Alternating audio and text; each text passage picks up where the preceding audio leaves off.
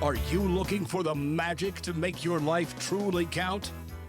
Do you want the secret formula to make every day your best day yet? Hello, and welcome to the Finishing on Fire radio show. And now, here are your show hosts, Dave Wadsworth and Greg Vance. Relationships are so critical. Like I said, I think in the last episode, life is a team sport. We're not doing this solo, and we wouldn't want to do it solo.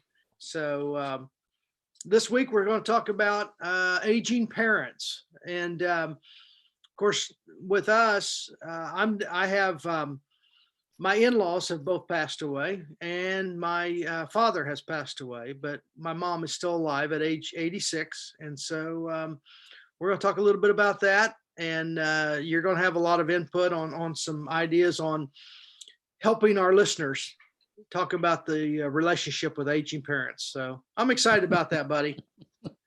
Yeah, I don't know that we're always doing things right, but we're trying, right? Yeah. Have a right attitude anyway. Yeah. So on my side, both of my parents are passed away, and on my wife's side, her father's passed away. So it leaves us with one parent for the two of us. And everybody's situation is different, just issues and things. And if you still have, of course, we're middle-aged guys, and if you still have one parent or two, you're blessed. That's a good thing. But with that comes challenges, because as they age, things happen physically and mentally. And just challenges, and we just need to make the best of it. And a lot of the things are out of our control, but then what we're talking about are things that are in our control that we can do something about and work through. And so hopefully our listeners will get some good ideas. And if it doesn't help them directly, I'm sure they know someone that they can help with the information, or send them our way to listen to this particular podcast in this episode. So relationships, so important in our lives. Absolutely. I just kind of thought about this. We had, as you mentioned, we just talked about our last episode was about our relationship with our spouse, super, super important, probably the longest one we're going to have in our life. And, and if we're blessed, maybe we'll, do it all the way through the end of life. But in contrast to that, our parents are our very first relationship. And, it's how we come into this world, right? You have to have a parent. Yeah.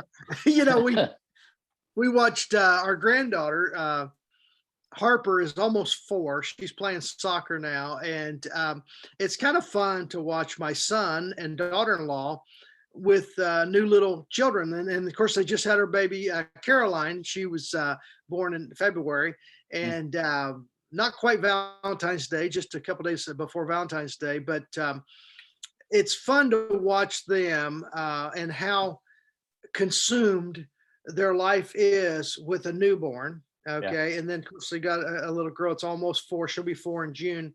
And so, and when this episode comes out, she'll probably be 4. So, but the thing is, it's interesting to watch, how much time and energy and focus it takes on a child. And I think when we look at our parents, sometimes we forget, and we just forget how much they put into us. True. To helping us be who we are and be successful. And I think we just need to be reminded of that. So, yeah. Yeah, that's a great point. Yeah.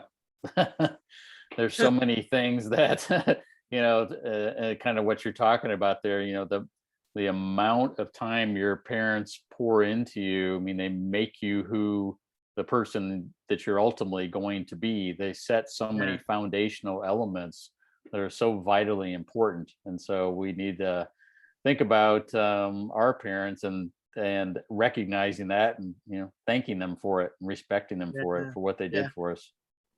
that remind that reminds me of Jim Rohn, Rohn, Jim Rohn. Look him up. One of my favorite authors, and of course, Jim has passed on, but he was actually a mentor to Tony Robbins, and one of the greatest motivational speakers of all time. And Jim is awesome. He's funny, and he tells about the story. He says, he said on the African plain, when a wildebeest is born, it only has 1 hour to get up and to be able to run with the herd. Wow. And so the wildebeest, it's like a cow. They look like a cow, a funky headed cow. But anyway, the wildebeest. Right. So 1 hour. So the baby is born, okay, and the mama just starts nudging and pushing and kicking the little baby. Get up, get up, get up, and the baby's like, whoa, what's a hurry? What's a hurry? And the mama's like, the lions are not very far away. Clock's ticking. yeah, the clock is ticking, and you've got an hour to get up, and that's what it takes, about an hour before that wildebeest is able to get on its legs, get up on its feet, get acclimated, run around a little bit, and get to where it can actually run with the herd. And then he says, maybe humans, they take a little bit longer. After 16, 17, 18 years, they're not even ready sometimes to run with the herd. Yep, that can be the case, it seems sometimes. Yeah, I thought that was great. He's like, well, here we are, and we're trying to, it's like you get them into second grade, and then you got to go to third grade, and then fourth grade. It's like, oh my gosh, how long is this going to take? And it's a lot of time, it's a lot of energy, it's a lot of love, it's a lot of work.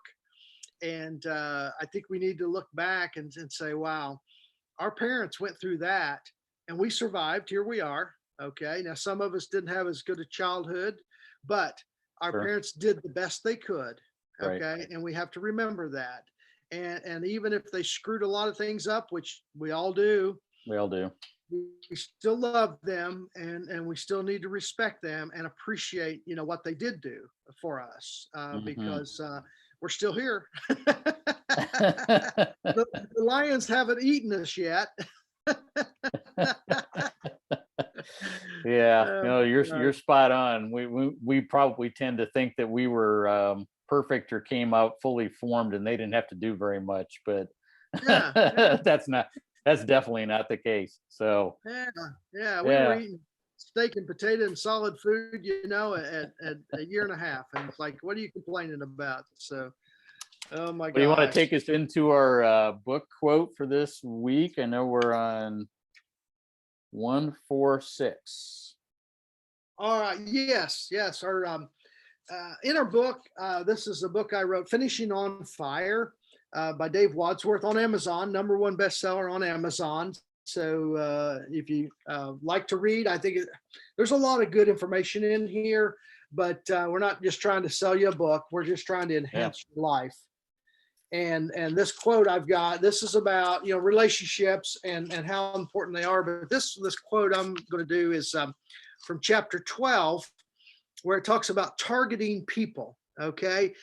And I know a few years back, targeting was like a buzzword for, the government and police and all this stuff. It's like, oh, you don't target. Well, I wrote a chapter on, yes, target people.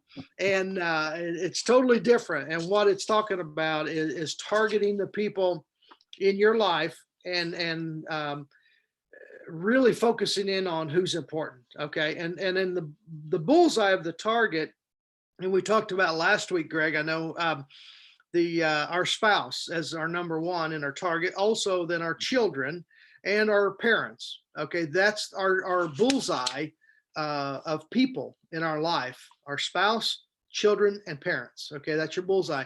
And I talk about that, but I have a quote, and this is about your parents, and this is kind of the first part is kind of if you have a tough relationship with them, or it's been kind of rocky or whatever, but then it goes on and talks about this. So yeah, here we go, page 146 in the book. It says, If you have a living parent, okay, be thankful for that to begin with. Okay, if you have a living parent, today is the time to also clean up that mess. Okay, stop waiting on them to apologize or come to their senses of a past wrong or offense.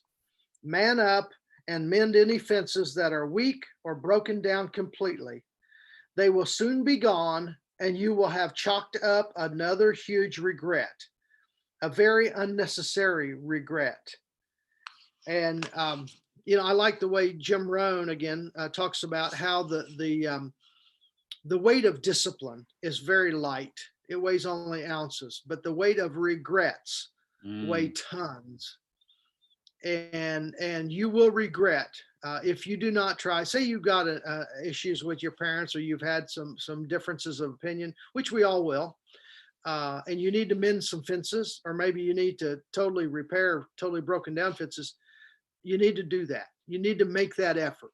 Okay. As Right. far as it depends on you, do everything you can, because you don't want the regret of losing them and then saying, I probably could have done something. And then you got to carry that with you. You don't have to, but you will. I guarantee you'll have that regret. So basically, if you got a mess, if you got a relationship with a parent and it's been strained or broken completely, get after it and work on it. You won't be sorry that you made that extra effort, if that's what it takes. So that's our quote out of the book today.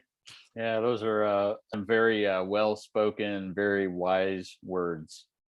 And I think, because as we just talked about in the intro a little bit here, we literally owe our life to our parents.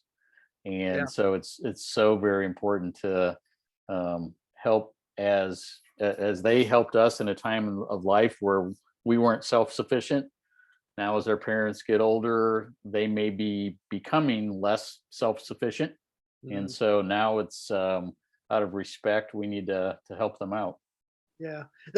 You brought that up. That reminds me of my mom. She's 86. And the other day, and she's very appreciative. We do a lot of things for her. And I'll talk about that, as we get into this. But yeah, she said, thank you so much. You kids, there's 4 of us siblings. 3 boys and a girl. And she says, you guys really, help me out, and you do so much for me. And I said, Mom, you raised us right. I said, Mom, you did a good job. And we're just here to follow through and be good kids. So, and I know we talked about that, Greg, so I'll probably move ahead into that where I say, I've got a tremendous family, and I talk about that in my book, Finishing on Fire, and siblings. I've got 2 brothers. I got a sister, and they're just phenomenal people. They have very successful and long marriages. They have great children and the grandchildren, also some of them. And I just couldn't be more proud of my family. They've never spent a day in jail, any of us. We've never, been addicted to drugs. We've not hurt anybody, not intentionally. Right. We've always been hard workers. We've always valued and respected people, all kinds of people. I don't care whether they like us or not. We have always been raised with values of if they're a human being, you treat them like one, and you're always kind and respectful and loving, and that's the way Mom and Dad raised us. And we were from a little, small town in southern Indiana, and we didn't have a lot, but we had enough. None of us starved, and the lions didn't eat us. So, but we were raised, with just good values. Mom and Dad took us to church every week, and taught us to love and respect, friends, family, neighbors, America, and God, and that's where we were raised. And so, a matter of fact, funny thing, we've got a mutual friend, and Leslie Peters is a buddy from down in Dallas, Texas, and we're starting up a podcast, Leslie and myself, and it's called Black and White Men Talking. And instead of, dead men walking, it kind of, we make it sound black and white men talking. And so we're sitting on a park bench behind us. This is the book that we're going to write, and it's got all these signs behind us. And Leslie and I are just sitting there talking and enjoying life and sharing together and just working out, things, just being friends. Mm-hmm. And behind us, we have all these signs from, society, anger and hate and just mean things, just differences and just exploiting that. And that's what the media does. But I was raised in a town. We did not have Black folks around. I knew very few growing up until I was probably in my teens and so forth. But to be honest with you, but my dad would never let us disrespect any person, based on the color of their skin. Mm-hmm. It was like Martin Luther King said, it's the content of their character. Okay. Right. There's two types of people. There's the nice people, and then there's the jerks. And you just stay away from the bad people, the jerks, and you hang with the good people. And that's how you divided people, how they acted. If they were mean and ornery, you stayed away from them. If they were good, positive, hardworking people, that's who you hung with. And that was the difference. And so as siblings, I'm so proud. My family grew up, we were hard workers. And we have a lot to be thankful for, even though, I tell people, Greg, we were so poor, we couldn't even pay attention. But I don't think that was true. We never missed a meal. We never went hungry, so, but anyway, my one thing we do, and we're talking about our aging parents, and my mom's still alive, and we love her very much. Matter of fact, my first book, Living in the Ditch, I dedicated to her. And I told stories about my brother and I, my younger brother, Doug. We played in the ditch, which was right beside our house. Every day we were in the ditch, and that's Mm-hmm. where I get all the animal stories or get a good start on them. But we were catching fish and turtles and snakes and crawdads and everything. And of course, we were getting leeches on us, and we were getting ticks and everything, and a lot of creepy crawly stuff. But hey, but we learned a lot. It's a wonder we didn't die of tetanus or something crazy, from stepping on glass bottles or broken glass and stuff. I mean, it was amazing. So we survived it. But as siblings, one thing we do with our mom, every day, my mother gets a phone call. She lives by herself, okay, in the home I was raised in. And she gets a phone call every morning and every evening from one of us kids. We've got a schedule. And we remind her to take her medicine, and we just check on her, see how she's doing, see how she's feeling and so forth. We've got her a golf cart so she can drive her golf cart around the town. It's a small town, 500 people or so. And she goes around town. Actually, she goes around town and she prays for people. She knows a lot about the different families and things, and she knows the struggles and things of people. And she goes around and she'll stop in front of a house and she'll pray for those people, that family. It's really amazing. She writes letters to everybody. There's a young man that used to be our neighbor, and he got in a lot of trouble. His family was a mess. He went to prison and was there several years. And he got out here a few years back, and I talked to him. I run into him, and he said, "You know what? Your mom wrote me letters all the time. When I was in prison, she wrote me letters," and he said it really meant the world to me. And it just really, changed my life. And my mom was pretty awesome, pretty amazing lady. She wasn't one to be out front and up on stage, like we talked about our wives. My wife doesn't want to be on stage or in the spotlight. And my mom doesn't either. But boy, she is so powerful in what she does and what she's done, just quietly. And so anyway, every day we call mom. And then every weekend, one of us kids, either myself or my brother or my sister-in-law, my brother's wife, we will take mom shopping. We go get her groceries and we take her shopping. And maybe last week I took her and we went and clothes shopping. So for a 60-year-old guy taking his 86-year-old mom clothes shopping at Cato, and then we went to Walmart and stuff. It's like, it's kind of funny, but it's cute, and I'm fine with that. I make the ladies help her in the dressing room and stuff like that. But Sure. but I mean, we just enjoy life, and but we go grocery shopping, and then we also help clean the house, take care of it, and take out her trash, get it all out there for the trash truck, and then we take care of her yard, get that all cleaned up, mowed, and all that. And so we have a regular schedule that we do those things, and we feel like as a family, as siblings, there's four of us, we each do our part in helping to make sure mom, doctor's visits, eye visits, and stuff like that, all that stuff. We just work it out together, and we don't fuss and fight. There's no Mhm. need in that. And, I've just got a great family. I'll be honest with you. I am blessed with unbelievable brothers and a sister. So, and sister-in-laws. Oh my gosh. My older brother, Kelly, his wife, she is an amazing woman, and she does a lot. She takes one weekend. And of course, Kelly helps too, but he's busy with the farm and other things. And so my sister-in-law, she's just a phenomenal person, attitude wise. Oh my gosh, she's amazing.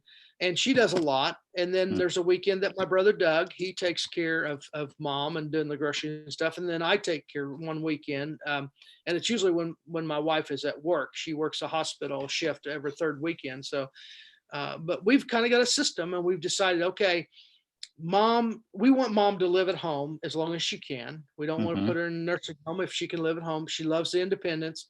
So it's worth it, if we call her every night and remind her, say, Mom, it's Tuesday evening. Have you taken your Tuesday evening medicine? Right. And of course, my sister-in-law gets all the medicines and everything all lined up, and everything's together. And so she knows which pills. All she has to do is pop the lid for, Tuesday evening, and she takes those pills. And so it's a good way to stay in contact with her, let her know she's loved, because she is. We also have the local restaurant bring her meals like 5 days a week, Monday through Friday, Hmm. 11:30. The restaurant, we pay for that, and they bring her a lunch meal. And a lot of times the meals are nice size, and so a lot of times she'll eat lunch and supper off that box meal there. And Wow. also that gives us an opportunity for that person, Jeff, who's the owner of the restaurant. He brings a meal, and it gives him a chance to kind of check on mom, and make sure that she's okay. Hmm. And that's kind of another way of respecting and loving our mom. Okay. Because, she's told me many times since dad passed away in 2016 that, she misses dad. She really misses dad. And I can't imagine, you and I both have, our spouse, and we have a companion all the time, but mom does not. And they were married right at 61 years, Mm. 61 years to be together. And then boom, dad's gone. And so it's hard. And so we've tried to carry that load, but that's kind of our family and how we work it out. And we don't have the fighting and fussing and stuff over that. It's just, we've just decided there's no need in that. There's no need to be that way. And it's a lot of give and take. And a lot of times if I'm traveling and I'm doing, speaking engagements, or I'm in business meetings, I switch with Doug. I say, hey, Doug, can you take this weekend for me? Can you take mom shopping stuff? Or Talisa, can you do it? And so it works out great. And to have the family I have is just phenomenal. And I'm so thankful. And I think as we raise our children, do the best we can, because one of these days they'll be taking care of us. So Greg, I think we're kind of being selfish sometime when we're really, good to our children, and I don't mean good like we spoil them. I mean good that we raise them with the right values, okay, Right. and the right value system, that they do respect people, and they do respect life, and they do love people, and they do, what's right, they know Mm. the difference, right and wrong. And so my daughter, a lot of times I help her with things, and my son, and they're so thankful. And I said, that's okay. You're going to be taking care of my butt one of these days. So I'm just kind of paying in advance, making sure you're happy and successful. And that way, you'll remember that, and hopefully you'll take care of me, not just throw me somewhere in the ditch. Yeah, I'm sure you've seen that sign. You've seen it around a lot of places that it says something to the effect of "Be kind to your children; they pick your nursing home." Oh, But well, that's a good one. yeah, but I, as you said, you and I both know a lot of people, and they're taking care of their parents or and situations like that. And I would say that you guys do one of the most extraordinary jobs I've ever heard, taking care of your parents. And so it's a testimony to how they raised you and the values they put in you, but also how all of you work together. That's just amazing. It's uncommon. yeah, and it is. And you know this. I like the saying. Mike Burkhart taught me this. One of my buddies I grew up with. He says, you know, if everybody does a little, nobody has to do a lot. Mm-hmm. And that's so important. And we understand that, you know, it's no fair for one of us to carry burden. Now I'm an hour away drive to my mom's, or a little longer than that. And my brother's about, one brother's 20 minutes, the other one's 20 minutes. And so they're both fairly close, and I'm not, and so they actually carry a little more of the load. You know, there's some more Sure. day-to-day things that happen, but yeah, it's a matter of character. Mm-hmm. It's a matter of your heart. It's a matter of being, you know, not being selfish and so forth. And so, you know, mom and dad displayed that. You know, they showed us, you know, how you know, get along, how you share, how you know, share the load, Right. how you respect people, and I'm just so appreciative of that. So yeah, I you're right. I'm very fortunate, and so many times I just have to, you know, shake myself and say, Dave, we've got it made, you know, because you got good siblings, you know, and of course they've got great kids too. And so my dad always said this. I loved his saying. You know, he said, you know, we talk about how we got a really good family, and he would always say, and there's not a bad one in the bunch. And he meant it. He meant it with pride, that there wasn't a child, there wasn't a grandchild or a great grandchild that was a troublemaker, Mm. you know, that went Mm-hmm. out and just, you know, caused trouble. They just didn't, you know. And so Yeah. that's quite a legacy. And hopefully our podcast and our the book here, you know, Finishing on Fire, Living Your Legacy of Purpose, Passion, and Prosperity, will teach you those things. And you know, I don't have all the answers, Greg. You don't have all the answers, Right. but we do have a good heart for people and their relationships with their family, their spouse, and then of course this episode, their parents, if they've got living parents.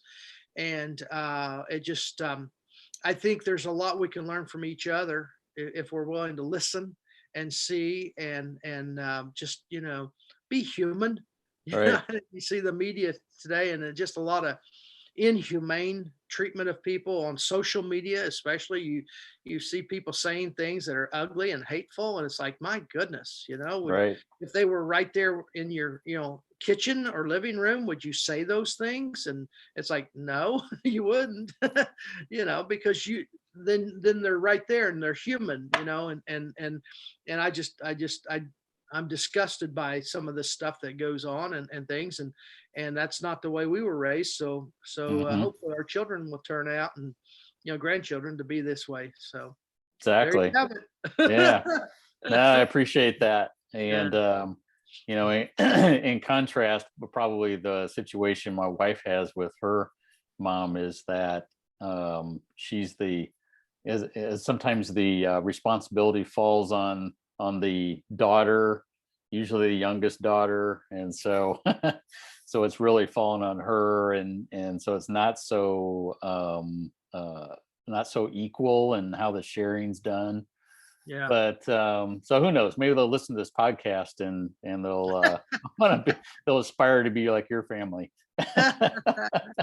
Well, you know, and the thing is, you got to listen, because I remember a few years back, my brother Kelly, they were mowing the yard all the time. Kelly and Doug, and they were carrying that load. And Kelly, he just one day, he doesn't talk a lot, and he just said, "Hey, you need to help mow the yard. I'm like, what? Where'd that come from? You're grumpy, you know? And I'm like, yeah, what are you talking about? And and so we figured out how I could become a part of that, you Yeah. know, help them, you know, wrote in the rotation of in the summertime mowing the yard. And then since then, my sister Myra, she's awesome. Oh my gosh, she's tough cookie, but she's in San Diego, California, right? So she can't help that much. So she decided that for her part, they would pay someone to mow the yard for mom on a regular Wow. basis. And so we go, and of course we pick up sticks and we do a lot of things. We maintain the mower and all that. But here in the last year, we've got somebody that actually mows, and my sister is so appreciative of us that she pays that person to do the mowing. So it's pretty cool. I was just thinking it'd be funny if your brother had said, "Yeah, you need to start mowing," and you know, here in Indiana, he'd probably give you the month of August to mow. Yeah. The Yeah. Yeah, I hope hottest, you don't most die humid of month. yeah, I hope you don't die of heat exhaustion. Here you go. Oh my gosh. Yeah. So So, anyway, you ready to switch over to our special segment here, the manly movie moment? I think you had a yeah. selection for us today. And now it's time for manly movie moments. Yeah, we got a movie here. And I hate it. I sometimes I get carried away and I talk a lot, but you know, the stories we had to. But yeah, Yeah. The Bucket List was a movie that I watched a long time ago, and I loved it. And as we get older, we think of our bucket list of the things that we really want to do before we kick the bucket, because you know Mhm. the clock is ticking. We don't get that time back, but we need to make every day count. And we need to make it count with our parents that are aging, and then also with our family, our spouse and children. So how do we make that count? And I remember in the bucket list, uh, it was Jack Nicholson and Morgan Freeman, and it was funny. I mean, a lot of it was just hilarious, and then some of it was very, very, you know, thought provoking. And one of the things on the bucket list was um, he wanted to kiss the most beautiful girl in the world. Mm. And Morgan Freeman says, "Well, how you figure you're going to do that?" And he says, "Volume." So I guess if he kisses enough of them, he'll get the prettiest one in the world. And it came back at the end of the movie. Morgan Freeman had encouraged him to connect back with his daughter. They had a strained relationship and hadn't been together for a long time, and ended up at the end, he got to meet, go back and re-engage with his daughter. Okay. And also at that time, he had a little granddaughter, just a cutest little thing.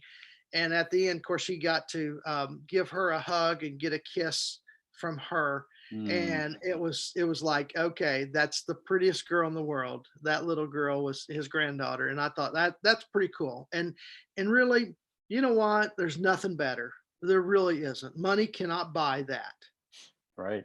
And so that's you know, that's a movie I encourage people. It will help you think. And when we talk about this book and this podcast about finishing on life on fire and finishing on fire, that's how you do it. You connect with those important people, the targeted people, your spouse, your children, your parents, okay? And then you move out from there. You know, you got extended family, you got close friends, and so forth. But you target people, and that's so critical. And that's really what life is. You know, that's the true core and the love of life is your relationships with your family and your loved ones. So Hmm. And I love that target model, that visual picture, yeah, and allowing it to help focus in your priorities. yeah, So, yeah, you know, because we've all got more than we can possibly do every day, and so we need yeah, to make those things count, right? So, yeah, exactly. perfect. Yeah. Exactly. So, all righty, Greg, let's finish up with our 2-minute warning, and we'll get out of here.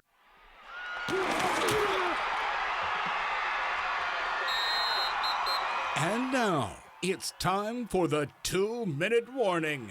2-minute warning is our point where we say, hey, we're down to the nitty gritty.